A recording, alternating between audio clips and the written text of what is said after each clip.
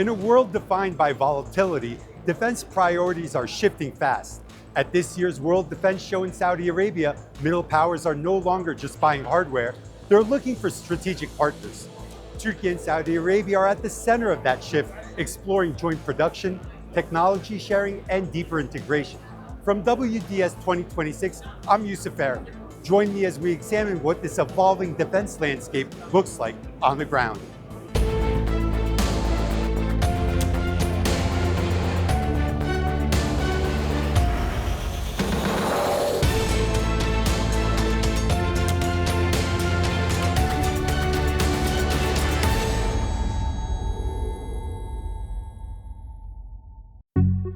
An unstable world is driving a new arms race.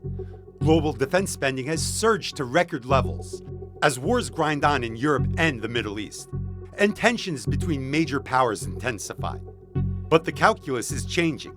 Increasingly, countries are looking to reduce dependence on traditional suppliers like the US, where arms sales often come with political conditions and export restrictions.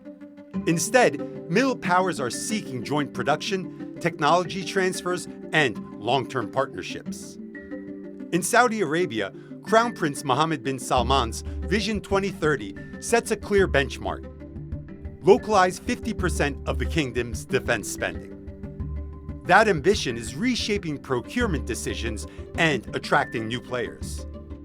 Here at the World Defense Show in Riyadh, that ambition is on full display. So Qudra Holding Group is participating today in the WDS to show our capabilities on manufacturing drones and anti-drones as well in the kingdom here, and localize all manufacturing stuff, as well as the ERP system for military industry in our iSteller company. And then we go to the Lab 19, which is the AI Defense Lab. So it's specified for military industry. And what Qudra is looking for partnerships in the kingdom or outside of the kingdom.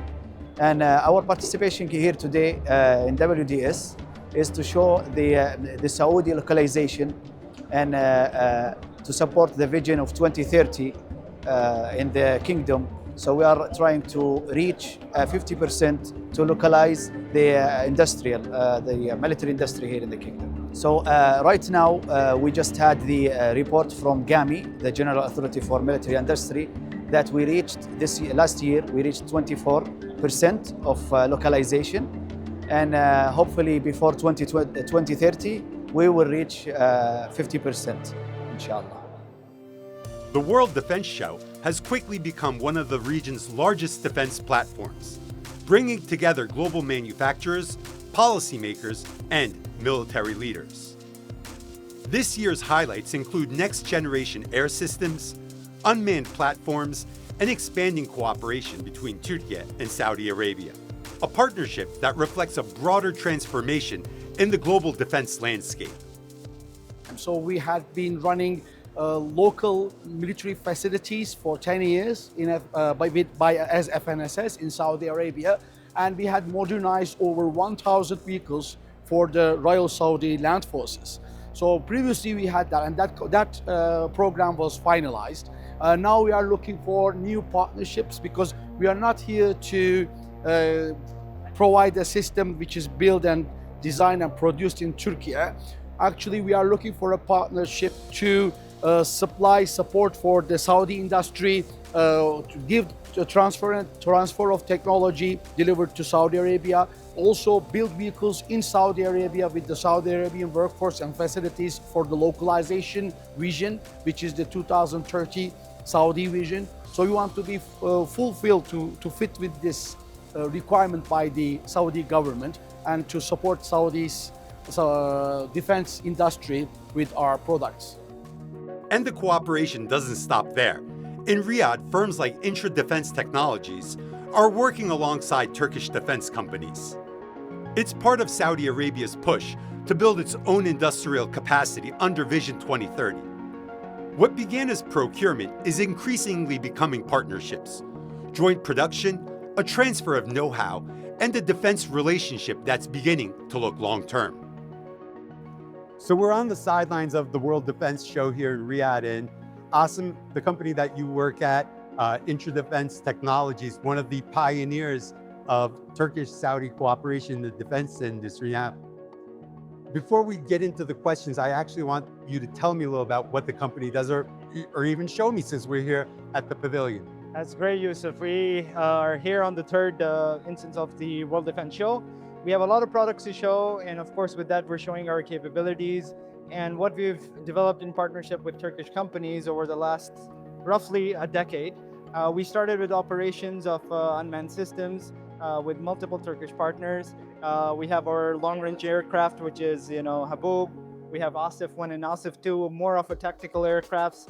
A lot of avionics, a lot of co-development, a lot of structural work has been done in partnership with a lot of, Turkish companies. How much localization has there been once the relationship started? So, for example, 5 years, 10 years, I'm assuming the localization of these parts, more of a role in assembly, more of a role in manufacturing, and more feedback with upgrades and modernization, I assume.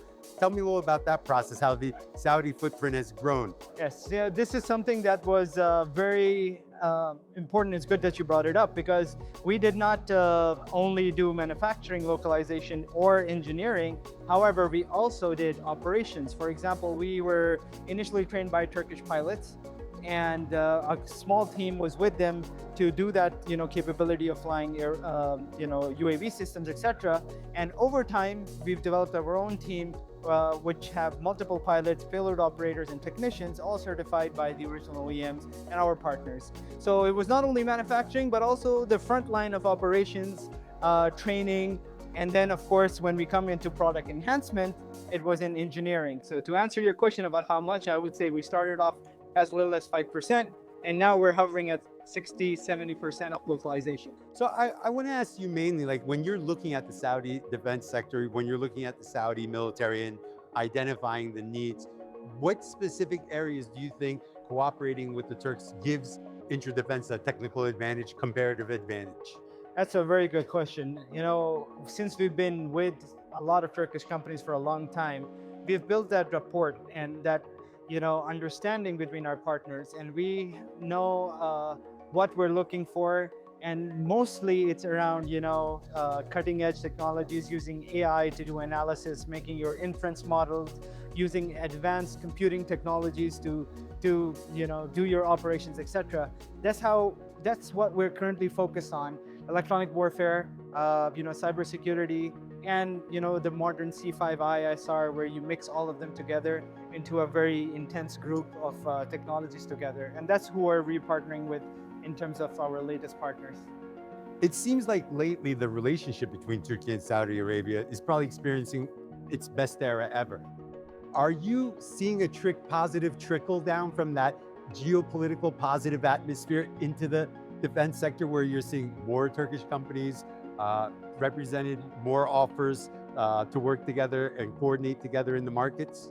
I do, and this is very important for a country like us and our partnership, or a company like us and our partnerships, because technology advances, the threat landscape changes frequently. Things are component level, system level, multiple systems, so we need more and more different type of companies helping us orchestrate the technology development in the region. What products specifically, or what line of products would you really want to see the Turks and the Saudis cooperate on, either in 2026 or in the future, when you look and you're like, yes, we really need more cooperation in that line of products? So I would say first and foremost, semiconductors. Always, we need better chips, more powerful chips. One of a very critical component of our development project are laser seekers, which are actually, we are working in joint with a Turkish company to develop a laser seeker and use them in our systems for operations. This is very unique. It helps in fire control and targeting, and it's advanced chips and stacked together to help you get navigation and control of your armaments and etc.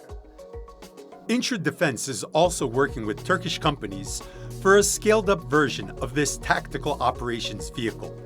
These types of partnerships are designed to boost Saudi capabilities and its security. Anything that Inter makes is demand-driven and it comes from the field. You might have heard that the whole Red Sea has a lot of jamming going on towards the south, etc. That's why we equipped our vehicle and aircrafts to give an early warning, to the operators that you are being potentially targeted with electronic warfare attack, etc. So we would deploy this in those regions where there's war tension going on, and the urgency to develop something was driven by our experiences in which we had near fatal incidences for our systems when they got attacked or had electronic warfare anomaly being present with their operations. Together with multiple partners from Spain, Türkiye, and other NATO countries, Interdefense also displayed its semi-active laser-guided munition at the defense show. The aeronautics and the aerodynamics of the system is led by Intra, but there's a lot of components which we leverage our partners with. This is a very advanced laser seeker, which actually detects the thermal signature of the target and navigates the missile towards. So like a JDAM kit, basically. Yes, it's more accurate because it has a very low miss, hit or miss ratio. Other than that, we've been going into aerostat systems for persistent surveillance on the border. These are old technologies, but used for new systems. As electronics have improved significantly. A radar that used to be 200 kgs is a 20 kg radar, so you can put it up in one of these balloons. And the heritage of this actually comes from a Turkish company, and we're very proud to help us design this system. In today's defense market, buying hardware is no longer enough. Countries want production lines at home. They want a stake in the systems they own and operate. Saudi Arabian Military Industries, or SAMI, is the kingdom's state-owned defense company, created to localize military production and reduce reliance on foreign suppliers through joint ventures and technology transfer. It recently signed agreements with Türkiye's defense giant Aselsan to localize the production of land systems. And another Turkish firm, Roketsan, has inked memorandums covering code development and supply chain integration. The model is changing from buyer and seller to industrial partners. To discuss what this means at a strategic level, we spoke to Türkiye's Deputy Defense Minister Musa Heybet. Tabii Sayın Cumhurbaşkanımız çok güçlü bir lider. Bunu sadece Suudi Arabistan'da değil. Our president is a very strong leader. We feel how the weight and influence of our president reflects positively on us, not only in Saudi Arabia, but also at many international events. This gives us strength. Today, here at the World Defense Show in Riyadh, we also see that the relationship between our president and Crown Prince Salman and the level of the ties between two countries have reached. It is reflected very positively on us. We are proud of this. Naturally, this also increases our responsibility. It places a duty on us to carry the foundations that have been laid further forward and to work even harder. We see this atmosphere very strongly here, among all of us in the defense industry, our companies, and us bureaucrats. It gives us morale and strength, and also adds a layer of extra responsibility. When you're having conversations with your Saudi counterparts, what are you hearing the most from them? What type of cooperation or coordination are they asking from you, and what needs do you feel that Türkiye can fill from the Saudis' asks or wants? Şimdi savunma sanayi şirketlerimiz ve mezhebe şirketlerimiz. Right now, our defense industry companies and our Secretariat of Defense Industries affiliated companies are making very professional preparations. The world already knows where we have reached in the global defense industry. Because of that, we are seeing not just supply from our side, but also growing demand. In particular, because there is a clear understanding of what countries need, what the Saudi armed forces need, and because they also have a serious awareness of our production capacity and whatever weapons, ammunition, and equipment we are producing and developing, we are engaging in more informed, higher awareness bilateral relations. As a matter of fact, whether it's Roketsan, Aselsan, machine and chemistry industry, or ASFAT companies, the necessary structures and strategies are already in place here, so that we can work more closely with them through our representations on the ground. Of course, there is also competition in the world, and to come out strong in that competition, all of us have taken a clear stance on delivering effective presentations and offering solutions that meet requirements. Whether it's Saudi Arabia's land forces, naval forces, or air forces, we are looking at what can be done to meet their needs and how new software can be developed. For example, on naval platforms, regardless of their needs, our capacity to produce accordingly is quite high. When we present, say, a warship, we do so alongside the products of Aselsan, Havelsan, and Roketsan. So there is also strong spirit of coordination, unity, and solidarity among us. And we carry out development and work in line with what the other side is asking for. Because our contacts are at a very good level, we also see at the working level what you asked in your first question. The positive effect of the relationship between our president and the crown prince, and thank God our bilateral relations are progressing very well. İyi düzeyde ilerliyor çok şükür. The media has been covering quite extensively and with a lot of interest a potential collective defense agreement between Türkiye, Saudi Arabia, and Pakistan, something that a lot of people are calling a Muslim NATO, but we haven't seen any agreements. Is this something in the future that we may see some type of Muslim structure for a regional security architecture? Is this something that the Turkish Defense Ministry or the Turkish presidency would want? Sayın Cumhurbaşkanımızın önderliğinde bir dış politika meselesi. The leadership of our president is also a matter of foreign policy. I don't really have the opportunity to make very assertive, strictly knowledge-based statements on that, but regarding Pakistan and Turkey specifically, I can say this. Just as a strong friendship between two people can be enough, the friendship between Turkey and Pakistan is an exemplary one that sends a message to the world. The sense of brotherhood and friendship between the two countries in every field seems to have begun to be noticed by other countries as well. That's all we can say. Friendship, trust, acting together, establishing rights, law and justice in the world, and preventing war, oppression, massacres, and the killing of innocents.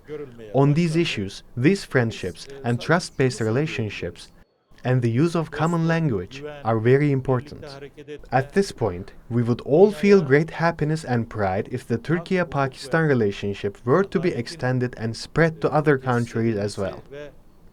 God willing, not only Pakistan, Saudi Arabia, Turkey, but also other Muslim countries can form such alliances, strategic ones based on a shared vision and common sense, and be oriented toward finding solutions for the oppressed. Everyone should be happy about that. And we too can only hope and wish for it to be so. Biz de bunun böyle olmasını ancak şu noktada dileriz ve isteriz. Does the region need a new local security architecture? Yani tabii yine bu da çok belki dış politikayı ilgilendiren bir konu ama of course, this is also very much a foreign policy issue, but for the world to achieve peace and stability, everyone has to take responsibility. If we want to resolve existing problems, bring civil wars and irregular migration to an end, and prevent the killing of innocent people, and if that requires such a framework or blueprint, then of course everyone needs to sit down, plan, discuss, and put it into practice.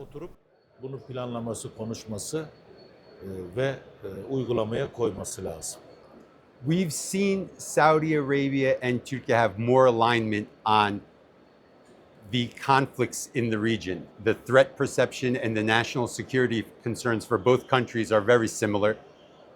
Somalia, one file, another file, Sudan, concerns about Iran, concerns about Gaza. Do you foresee more cooperation between Saudi Arabia and Turkey moving forward to ease these concerns? Mutlaka öngörüyoruz. We definitely see this, because it also has to be the case. We always say the following: whether it's Iraq, Libya, or Syria, we tell the military and civilian authorities we meet that the safer you are, the safer Turkey will be as well. The safer Saudi Arabia is, the more positively that will be reflected in Turkey. And the same applies to us. Unfortunately, harm spreads. It affects friends, loved ones, everyone. So to avoid it, whatever needs to be done must be done through collective effort. Everyone must produce these solutions together and make them happen. Sağlaması lazım. We're living in a more volatile world, and global defense spending is racing to catch up. As countries rethink their security needs, many are moving away from traditional suppliers and looking at relationships that offer joint production and technology transfer. Here at the WDS 2026, that shift is on full display at Turkish companies. If joint production is the new benchmark, then Türkiye's aerospace sector is at the center of it. The fifth generation fighter Kaan, designed and built by Turkish Aerospace Industries, or TAI for short, could be one of the biggest defense deals between Ankara and Riyadh. What is being explored is not simply an aircraft order, but a framework that could include industrial participation, technology sharing, and long-term cooperation.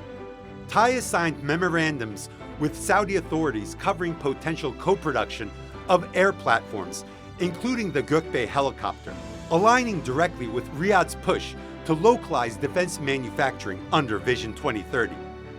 We spoke with Turkish Aerospace Industries General Manager Mehmet Demiroğlu to get a better sense of the partnership.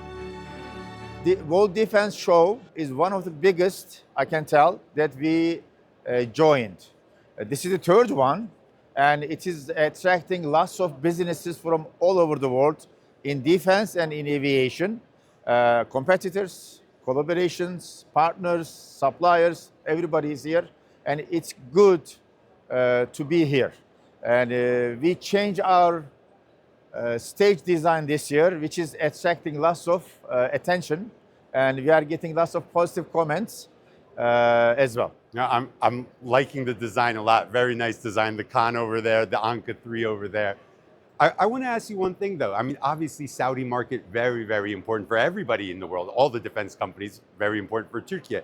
A recent visit by Turkish President Recep Tayyip Erdogan met with the Crown Prince Mohammed bin Salman. Looks like a very positive trip, very positive relationship. Are you feeling that as a defense executive? Are you feeling that positive atmosphere? Definitely. We have been discussing with the Saudi authorities for a while. Collaboration on Kaan as a first topic, and many others like Gökbey as well. But now it took another turn. It reached the highest level between two countries. The President Erdogan and the Crown Prince discussed this in their bilateral discussions, and our president also explained or gave the good news last week about a possible collaboration. We are excited. We are seeing authorities visiting us. We went to see investment ministry yesterday about a very topic that how can we proceed. So it's a long process though. It will take some time, but we are very happy with the progress, and we are happy where it is right now. We will work harder to make it happen. President Erdogan created a lot of excitement about the Kaan with his tweet. He said, soon possible investment, as you said. Kaan right here for our viewers, right behind me, Turkey's fifth generation fighter jet. So if Turkish Aerospace gets this investment, what would it mean for the sustainability and the future of the Kaan? We always say Kaan is not a project for platform only. It's the ecosystem. Ecosystem in Türkiye. We have biggest companies, Aselsan, Roketsan, Havelsan, and TÜBİTAK, and many others, countless to count right now, involved and working on this program. We are developing an ecosystem which was not there before. We are doing everything almost from scratch. Kaan is the highest local content bearing program, except the engine and the ejection seat, everything is local. And we are building together. It's also becoming attraction for other nations, friends, and allies to join this program. It's like a platform to be able to collaborate, and Kaan presenting that opportunity for Türkiye and the nations around us, including Saudi. They have a 2030 vision that they want to develop their own industry, defense industry especially, to start generating and producing equipment, not only parts and equipment for their own consumption first, and around other countries second. So it's an ambitious program. Lockheed Martin F-16, it was the backbone of the Western Alliance, 80s, 90s, double O's for their Air Force, and then the F-35. 5-10 years later, can you envision the Kaan being the backbone for Muslim countries and their air power, the foundation of air forces for Muslim majority countries? My first answer is why not? Of course, it's a possibility, but we know that it's going to be backbone of Turkish Air Force. And there are many nations, many air forces looking up to what Turkish Air Force is using. And once it enters the inventory, I'm sure there are more interest coming. You know, Indonesia already joined the program. Saudi is seriously considering, and we are at the highest level. And there are other countries who are interested. It's not an easy decision to make because it's a huge program, it's a big program, it takes a lot of resources, not only money, but also manpower and ecosystem and industrial base. But we, as a Türkiye, can create that example with Kaan, with many others, because Kaan is also as a sixth generation platform, man-on-man teaming, which we are already working on. Anka 3 is one of the candidates. Kızıl Elma is another candidate for this man-on-man teaming. It will create a perfect opportunity and perfect example for other countries. We have Hürjet. For those who are smaller ones, smaller air forces, Hürjet fits perfectly. As a trainer, as a also light combat version of fighters. So these ecosystem can bring all the countries or many countries, whether it's a Muslim countries or regional countries, together to create a platform or program that can be both joined from all sides. That's I see that's a very likely possibility. I know you're very busy. I see your team looking at you, getting ready to pull you to a meeting, but two very short questions. Very realistically, when will the Kaan be in the inventory of the Turkish military and actually be used as a date? What do you see? Year? We are doing all the planning and all the groundwork to deliver the first Block 10 in 29. That is still our goal. They will be doing testing and everything either in that year or the following year. They will be start using this platform in the inventory. When will the indigenous motor be ready? That's little bit. That will take a little longer. Our goal is 2032. The first delivery with indigenous motor, but it's a challenge. It's a challenge, but we overcome many challenges so far. We can overcome that challenge too. And you also talked about sixth generation. Are you already thinking the next step conceptually already? Is there some drawings, some work, some discussions about a sixth generation? It's not conceptual, it is reality. We know the sixth generation will have man-on-man teaming, will have collaboration on network or not network-based communication. We are already working on those. This display in this World Defense Show is indication or statement that we are working on it. It will be multi-layered approach, not only in the Air Force or air, also in land, on sea, and everywhere. They will be communicating each other real time. So this is part of it, and it is a reality, not a concept. So you're saying sky's the limit for Turkish aerospace? Sky is the limit. Sky's the limit. Well, thank you very much for joining me. Great discussion. You've been watching a very special episode of Straight Talk from the World Defense Show here in Riyadh. Thanks for watching. See you on another program.